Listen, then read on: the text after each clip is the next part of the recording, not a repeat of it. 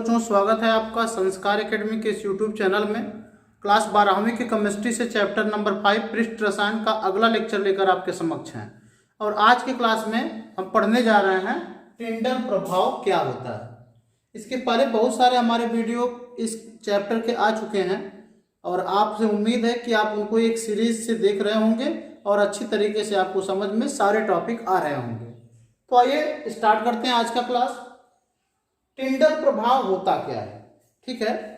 तो लिखा हुआ है कि यदि प्रकाश के प्रबल पुंज को अंधेरे स्थान में रखें, कोलाइडी विलयन से गुजारा जाता है तो उस पुंज का पथ प्रकाशित होने लगता है। जैसे यहाँ पर देखिए, एक हम यहाँ पे शीशे का एक बर्तन ले लेते हैं और यहाँ पर हम शीशे का दूसरा बर्तन ले लेते हैं। एक प्रैक्टिकली तौर पे करके देखें तो शीशे का हम यहाँ एक बर्तन ले लिया और इसमें हमने पानी डाल दिया। इसमें क्या डाल दिया? पानी डाल दिया, ठीक है।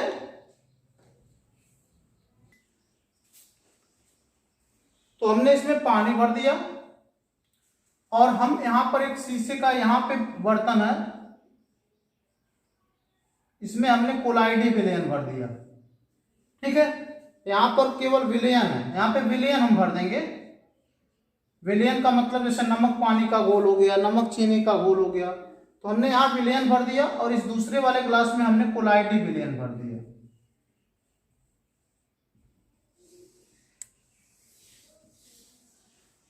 अब अगर हम यहां से प्रकाश को इस पर प्रकाश डालें तो जब प्रकाश इसमें पड़ेगा ना, इस वाले यानी विलयन में से होकर गुजरेगा, तो प्रकाश का जो पथ है, जो रास्ता है, प्रकाश कैसे जा रहा है ये दिखाई नहीं देगा। लेकिन अगर हम इस कोलाइडी विलयन में प्रकाश को डालें तो प्रकाश का रास्ता स्पष्ट रूप से दिखाई देगा, ठीक है। इसमें प्रकाश जैसे प्रकाश का रास्ता जिस तरीके से प्रकाश जा रहा है वो दिखाई नहीं देगा, इसमें दिखाई देगा। और इसी प्रभाव को हम बोलते हैं टिंडल प्रभाव। जैसे आप सुबह सुबह देखते होंगे आपके घरों में, मान लीजिए दीवार में कोई झरोखा है, कोई छोटा सा छेद है, और सुबह जब सूर्य उगता है तो जो उससे होकर लाइट आती है तो स्पष्ट रूप से दिखाई देता है। इस तरीके से मान लीजिए हमारा दीवार और इसमें हम छेद है और इससे लाइट पड़ती है तो स्पष्ट रूप से इतना दूर दिखाई देता है कैसे लाइट आ रही है। या कोहरे के समय में स्पष्ट रूप से प्रकाश का पथ दिखाई देता है। क्यों? क्योंकि वो एक कोलाइडी विलयन से होकर गुजर रहा है। आप जानते हैं कि जो हमारा धुआं है, धूल है, ये सब कोलाइडी विलयन है। धुआं हमारा क्या है? कोलाइडी विलयन है, उसमें धूल के कण है। तो धुएं से होकर प्रकाश को गुजारेंगे। जहां धुआं मतलब उड़ रहा है और वहां पर हम लाइट जलाएं तो निश्चित तौर पे हमको क्या दिखाई देगा? प्रकाश का पथ स्पष्टता दिखाई देगा। तो वही लिखा हुआ है कि यदि प्रकाश के प्रबल पुंज को अंधेरे स्थान में रखें, देखिए अंधेरे में रखेंगे तभी दिखाई देगा। अब उजाले में तो ऑलरेडी लाइट है तो उसमें कहां प्रकाश का पथ दिखाई देगा? तो अंधेरे कमरे में अगर कोलाइडी विलयन को रख दिया जाए और टार्च जलाया जाए तो प्रकाश का पथ हमको स्पष्ट दिखाई देगा। वही कहता है कोलाइडी विलयन से गुजारा जाता है तो उस पुंज का पथ प्रकाशित होने लगता है। यही परिघटना टिंडल प्रभाव कहलाती है। ऐसा कोलाइडी कणों द्वारा प्रकाश के प्रकीर्णन के कारण होता है। पुंज का प्रकाशित पथ टिंडल शंकु कहलाता है। अब समझिए ऐसा क्यों होता है? क्योंकि जो कोलाइडी कण होते हैं ना, उनके द्वारा प्रकाश का प्रकीर्णन हो जाता है।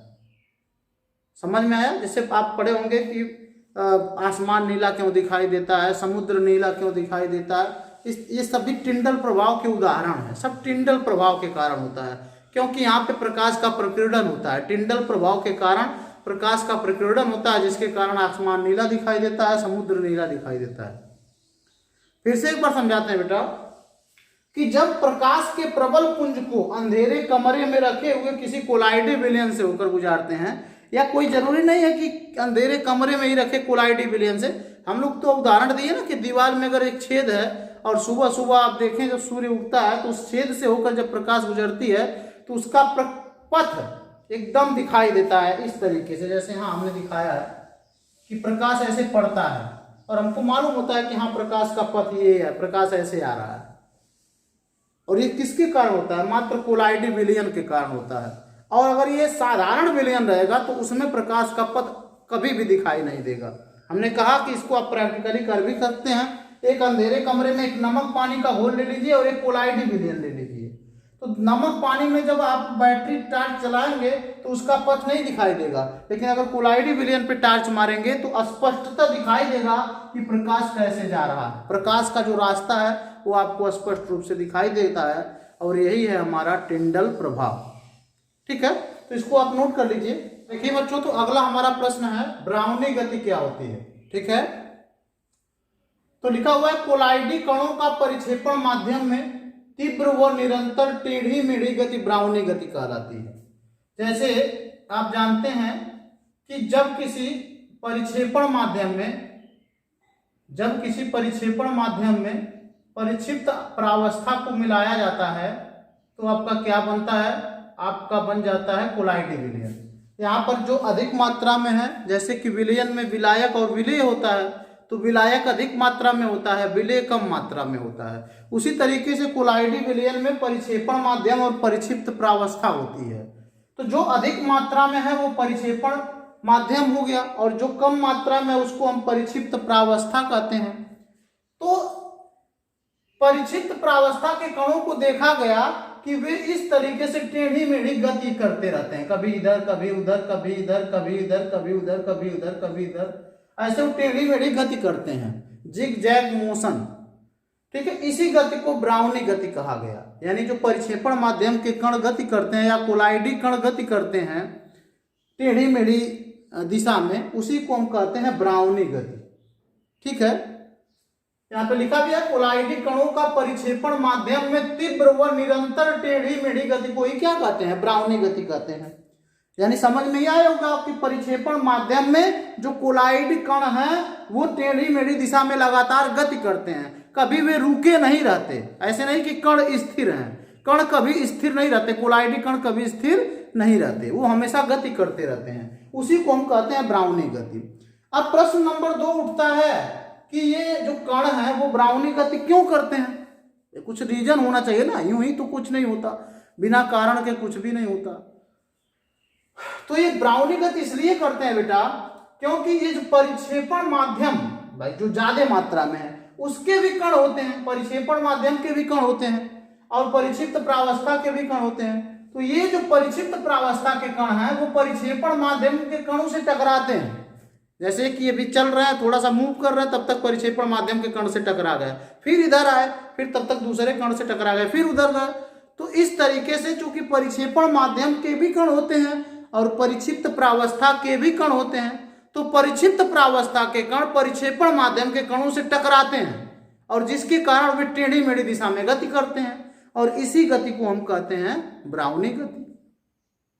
समझ में आ गया ना। अब दूसरी बात की गति इनकी टेढ़ी मेढ़ी क्यों रहती है। हम तो ये जान गए कि ब्राउनी गति क्यों होता है, परिक्षेपण माध्यम के कणों से परिक्षिप्त प्रावस्था के कण टक्कर करते हैं, जिसके कारण होता है ब्राउनी गति। लेकिन प्रश्न नंबर 2 उठता है कि ये टेढ़ी मेढ़ी गति क्यों करते हैं। तो चूंकि परिक्षेपण माध्यम पर परिक्षिप्त प्रावस्था पर परिक्षेपण माध्यम का प्रभाव हर जगह समान नहीं होता।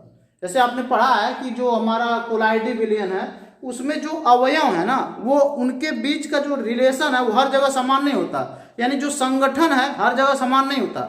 विलयन और कोलाइडी विलयन में जब मैंने डिफरेंस पढ़ाया तो हमने यही भिन्नता बताई थी कि जो कोलाइडी कण है ना, अगर नमक पानी का घोल है तो ऊपर से उठा लो, बीच से उठा लो, नीचे से उठा लो, हर जगह नमक पानी समान मात्रा में घुले रहते हैं। लेकिन कोलाइडी विलयन में हर जगह जो परिक्षिप्त प्रावस्था है और परिक्षेपण माध्यम है वो समान मात्रा में नहीं रहते हैं, कहीं परिक्षिप्त प्रावस्था ज्यादा होगी, कहीं परिक्षेपण माध्यम ज्यादा होगा। तो इसी चूंकि हर जगह समान नहीं रहते, इसीलिए इनकी गति जिग जैग होती है, इसीलिए इनकी गति टेढ़ी मेढ़ी होती है। तो 2 प्रश्न का हमने उत्तर दिया। ब्राउनी गति क्यों होती है, क्योंकि परिक्षेपण माध्यम से परिक्षिप्त प्रावस्था के कण टकराते हैं। प्रश्न नंबर 2 ये है कि टेढ़ी मेढ़ी गति क्यों करते हैं। तो टेढ़ी मेढ़ी गति ये इसलिए करते हैं क्योंकि हर जगह परिक्षिप्त प्रावस्था और परिक्षेपण माध्यम का संगठन समान नहीं है। अब तीसरा प्रश्न बनता है कि ब्राउनी गति को प्रभावित करने वाले कौन कौन से कारक हैं, किससे ब्राउनी गति घटती है, किससे बढ़ती है।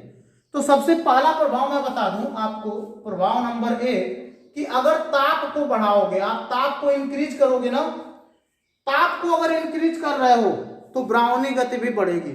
सीधी सी बात है। यानी अगर आप टेम्परेचर को इंक्रीज करोगे, ताप को बढ़ाओगे, तो ब्राउनी गति भी बढ़ेगी।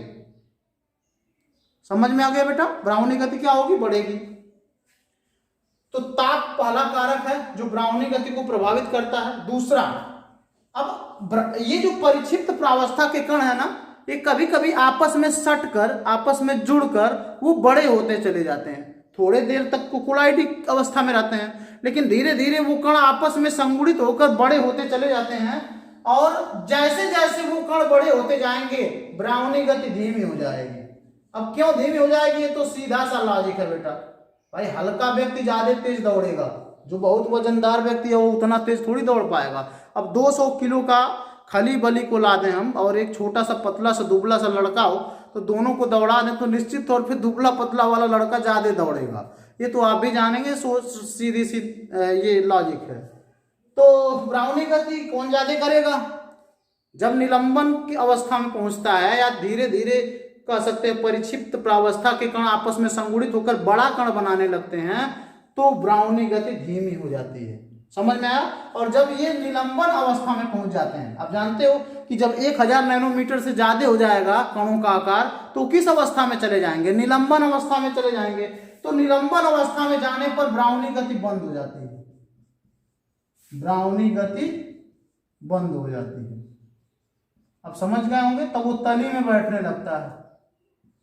निलंबन अवस्था में चला जाएगा तो ब्राउनी गति बिल्कुल बंद हो जाएगी, और जैसे जैसे निलंबन, अगर हमारी कण बड़े हो रहे हैं संगुणित होकर, तो ब्राउनी गति धीमी पड़ेगी।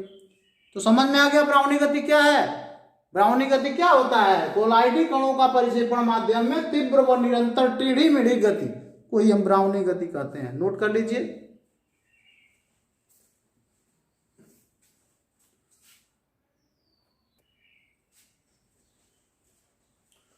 तो मिलते हैं बेटा एक नए टॉपिक के साथ नेक्स्ट क्लास में। पढ़ते रहिए, मस्त रहिए, हंसते रहिए, सुरक्षित रहिए। Have a nice day, take care.